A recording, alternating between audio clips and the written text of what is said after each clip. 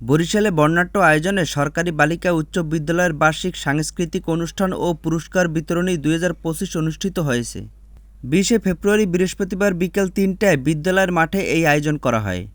উক্ত অনুষ্ঠানে প্রধান অতিথি হিসেবে উপস্থিত ছিলেন প্রফেসর মোহাম্মদ ইউনুস আলী সিদ্দিকী, চেয়ারম্যান মাধ্যমিক ও উচ্চ মাধ্যমিক শিক্ষা বোর্ড বরিশাল। বিশেষ অতিথি হিসেবে উপস্থিত ছিলেন প্রফেসর মোহাম্মদ ওমর ফারুক, পরিচালক মাধ্যমিক ও উচ্চ মাধ্যমিক শিক্ষা বোর্ড বরিশাল। এছাড়াও এ.কে.এম. কামরুল আলম চৌধুরী, প্রধান শিক্ষক, শহীদ আরজুমনি সরকারি মাধ্যমিক বিদ্যালয় বরিশাল। অনিতা রানী হাওলাদার, প্রধান শিক্ষক, বরিশাল জেলা স্কুল বরিশাল।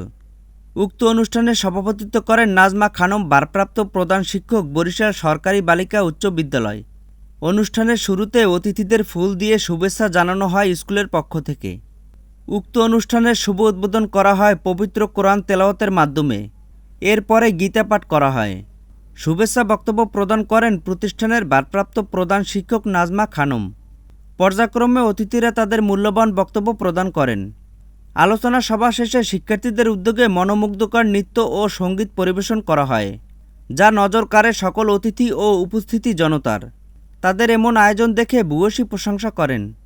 বিভিন্ন সাংস্কৃতিক প্রতিযোগিতার বিজয়ী শিক্ষার্থীদের মাঝে মহামূল্যবান বই পুরস্কার বিতরণ করা হয়।